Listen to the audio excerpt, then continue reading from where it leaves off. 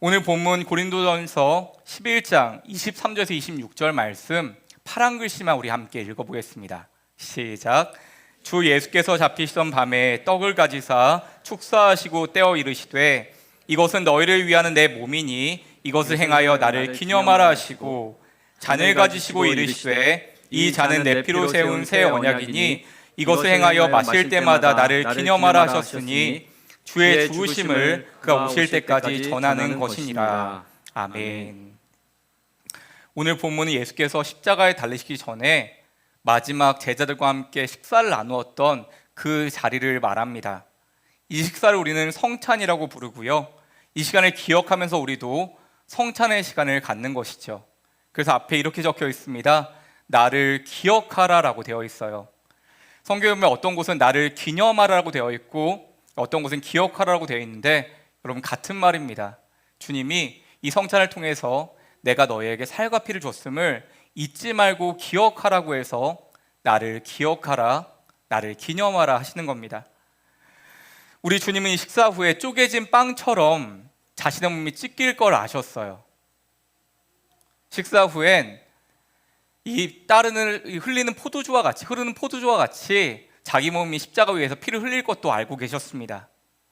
그렇게 비장한 순간, 긴박한 시간에 예수께서는 이것이 나의 몸이다, 이것이 나의 피다라고 말씀하셨어요. 여러분, 그래서 성찬은 우리 주님의 자기를 내어주시는 시간이라고 할 수 있습니다. 자신을 내어주시는 시간. 주님께서 살과 피, 뭘 말하는 걸까요? 우리에게 모든 걸 주시는 거예요. 사람에게 살피 빼면 남는 게 없잖아요. 모든 걸 주시는 겁니다. 그걸 주시면서 우리를 구원자로 이끌어 주시는 것이 바로 이 성찬인 것입니다. 여러분, 이렇게 귀한 성찬을 받으려면 헛되이 받지 않기 위해서 세 가지 우리가 품어야 할 마음이 있습니다. 세 가지 성찬의 마음이라고 하는데요, 그것은 첫 번째 기억이고요, 두 번째 돌이킴이고, 세 번째 다짐이라고 할 수 있습니다. 한번 같이 따라해 볼까요? 기억, 돌이킴, 다짐. 예, 기억, 돌이킴, 다짐. 앞자만 따면 기, 돌, 다가 되죠. 예, 오늘 제가 무슨 설교했는지 다 잊으셔도 좋습니다. 하지만 오늘 여러분이 성찬을 받으신 것과 기, 돌, 다, 기억, 돌이킴, 다짐만 잊지 않고 돌아가시면 됩니다. 오늘 성찬 받을 때 이것을 기억하는 거예요. 주님이 자기 내어심의 사랑으로 우리와 함께 하셨구나를 기억하는 시간이에요. 자, 돌이킴은 우리가 다시 주님께로 돌아가는 시간입니다. 마지막 다짐은 주님, 우리도 다시 주님과 함께 살겠습니다, 주님처럼 살아보겠습니다라고 하는 결단하고 다짐하는 시간인 것입니다. 그래서 기억, 돌이킴, 다짐, 이 성찬의 세 가지 마음 잊지 않고 기억하시면 좋겠습니다. 오늘 세 가지 성찬의 마음을 살피면서 이 성찬에 담긴 그리스도의 능력이 우리 모두에게 머물기를 간절히 축원합니다. 자, 첫 번째 마음이 기억이라고 했습니다. 함께 저를 따라 고백해 주시겠습니까? 주님을 기억하겠습니다. 예, 주님을 기억하겠습니다. 성찬을 받는 첫 번째 마음가짐은 성찬의 주인이신 주님을 기억하는 일입니다. 여러분, 그것은 주님의 삶과 우리 위해 이루신 구원을 잊지 않고 기억하는 일이에요. 그래서 우리가 성찬을 받는 겁니다.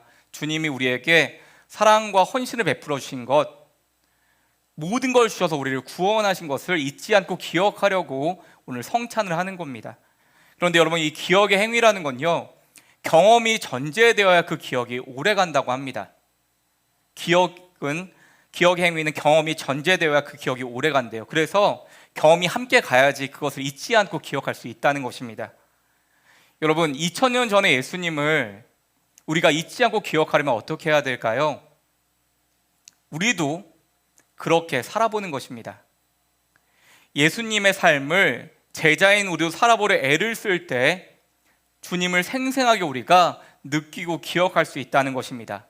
그것은 마치 누군가가 한 일을 따라해보면서 그 마음을 알아가는 일이겠죠. 한 방송에서 예전에 굉장히 흥미로운 실험을 하나 본 적이 있습니다.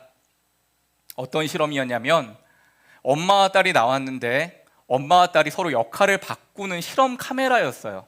하루 동안 엄마는 고등학생 딸의 역할을 하고 고등학생 딸은 엄마 역할을 해보는 그런 실험이었습니다. 좀 그려지시죠? 자, 그렇게 하루를 시작했는데 엄마가 되게 좋아하더라고요. 아침 안 해도 되고 좋고 가족들 안 챙겨서 너무 좋다고 학교를 갔는데 웬걸 학교에서 이제 일이 시작되는데 얼마나 힘든지 일찍 수업 가서 쉴 새 없이 수업이 이어지는 거예요. 쉬는 시간이 얼마나 짧은지. 그러다가 엄마가 아침부터 열심히 수업 듣다가 막 졸거든요. 그러니까 선생님이 지적을 하는 거예요. 졸지 말라고. 그래서 다른 학생들 앞에서 면박도 당하고 엄마가 고생을 하는 겁니다. 딸은 어떨까요? 야, 오늘 학교 안 간다고 너무너무 좋아했거든. 늦잠 잘 수 있겠다. 무슨 늦잠을 잘 수 있어요? 아침에 동생 학교 보내야죠. 아빠 출근시켜야죠. 아침에서 먹여야 됐거든요. 그래서 막 허둥지둥 막 제대로 준비도 못하고 식사를 먹이고 아빠를 출근시키고 동생을 학교 보냅니다. 그리고 나서 쉴 수 있나요? 바로 설거지하고 청소하다 보니까 하는 푸념이 화장실 갈 시간도 없다는 거예요. 그렇게 해서 벌써 정오가 됐습니다. 정오가 됐는데 이 엄마랑 딸이 점심 먹어야 되잖아요. 밥은 안 먹고 넋을 잃고 앉아 있는 거예요. 오전이 힘들기는 힘들었나 봐요. 정신이 빠지듯 빠졌나 봐요. 그래서 넋이 빠져가지고 가만히 앉아 있는 겁니다. 자, 그리고 다시 오후가 시작되었어요. 자, 오후가 시작돼서 딸은 반나절 동안 빨래와 집안일을 하다가 그때 생각난 거예요. 저녁 준비도 해야 되는구나. 그래서 가서 얼른 시장 보고 장 보고 열심히 또 저녁 준비를 막 합니다. 엄마는 어떨까요? 학교 마치고 나면 두 군데 학원이 기다리고 있어요. 학원이 가깝지 않아요.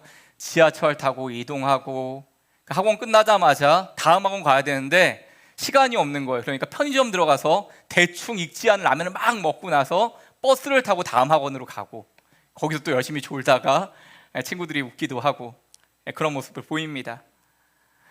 여러분, 그렇게 하루 일과를 다 보내고 나서 저녁에 엄마와 딸이 상봉한 거예요.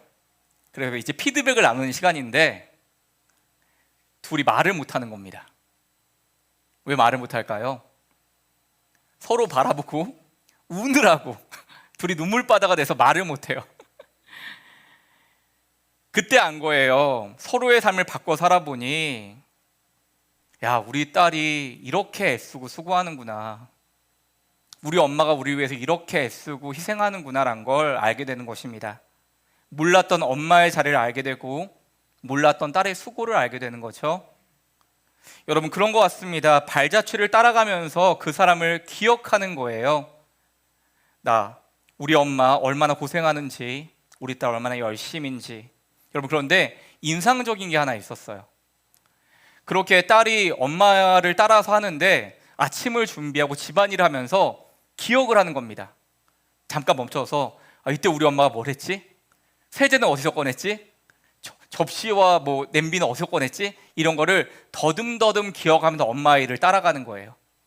엄마도 마찬가지예요. 우리 딸이 여기서 버스를 탔겠구나라고 서 있다가 버스를 타고 교통카드 찍어보고 하면서 딸의 행동들을, 딸의 행적을 따라가는 겁니다. 여러분, 그 사람의 시간을 살아보면서 그 사람을 기억하는 것이겠죠. 그런데 부활의 주님을 만난 예수님의 제자들 역시 이와 동일하지 않았을까요? 부활의 주님을 만나고 나서 이제 부활의 증인으로 살아가야 되는 거예요. 그렇기 때문에 예수님을 전하다가 욕도 먹어보고 핍박도 당해보면서 예수님을 기억하는 겁니다. 우리 주님이 이렇게 복음 전하다가 핍박도 당하셨지, 이렇게 이런 마음으로 전하셨겠구나. 사랑하는 여러분, 그렇습니다.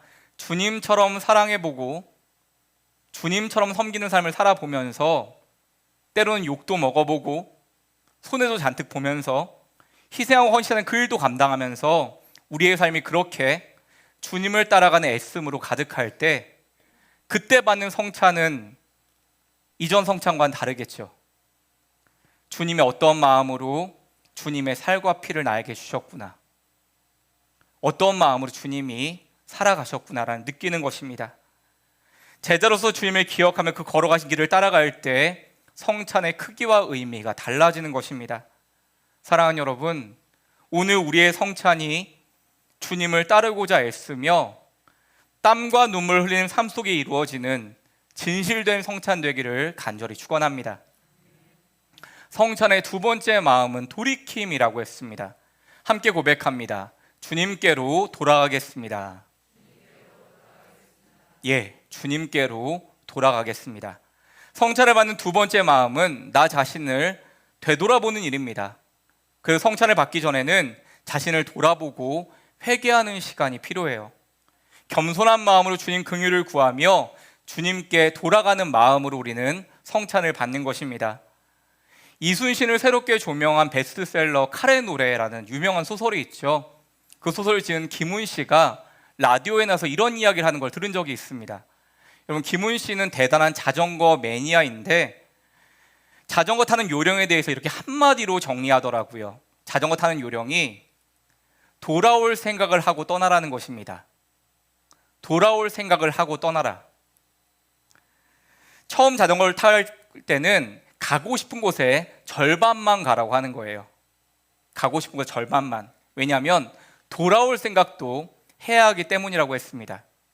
그는 참 중요한 이야기를 했는데 힘이 남았을 때 돌아오라고 했습니다. 그렇지 못하면 못 돌아온다라고 했어요.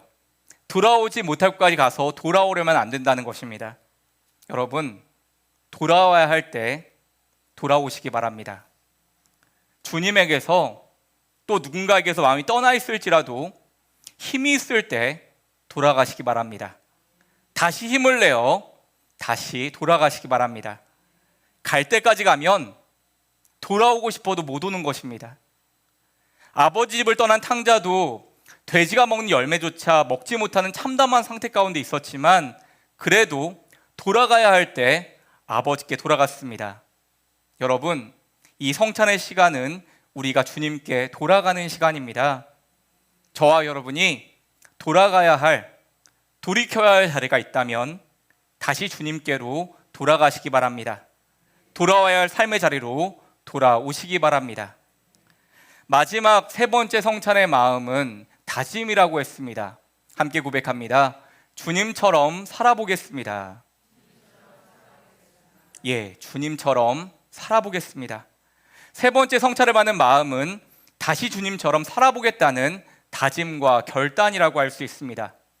오늘 성찬을 받으면서 자신을 먼저 내어주신 주님을 따르고자 결단하고 다짐할 때 우리는 주님을 따르는 성도와 교회, 진실한 성도와 진실한 교회가 되어질 것입니다. 그래서 우리는 이 성찬에 참여하면서 주님의 영으로 충만해지길 기도하는 것입니다.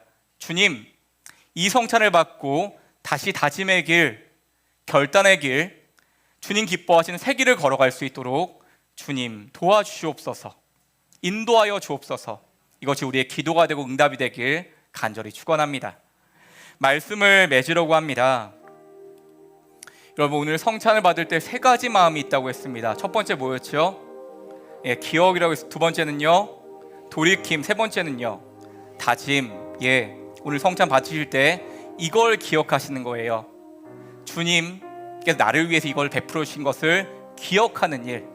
두 번째는 돌아가야 될 자리가 있다면 다시 그곳으로 돌이키는 일. 마지막 세 번째는 나도 주님처럼 살아보겠습니다. 결단하고 다짐하며 나아가는 것입니다. 사랑하는 여러분, 미국에서 가장 훌륭한 기독교 저술가이자 설교자 중에 윌리엄 윌리몬이라는 분이 있습니다.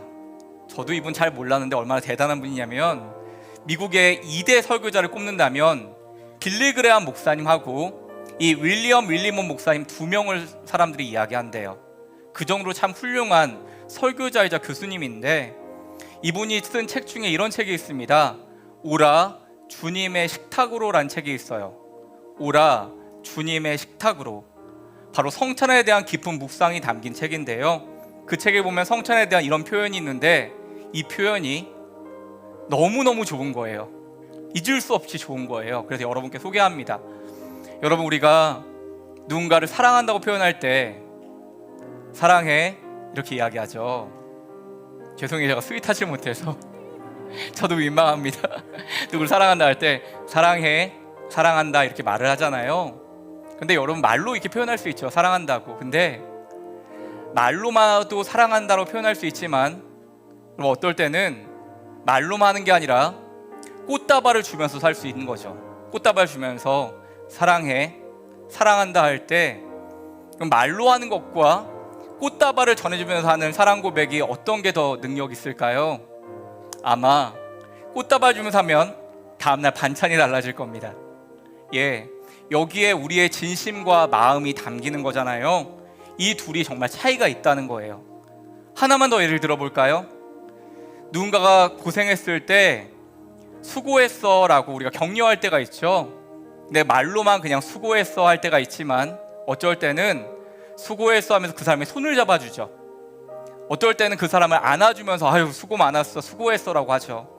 여러분, 이 차이는 다른 겁니다.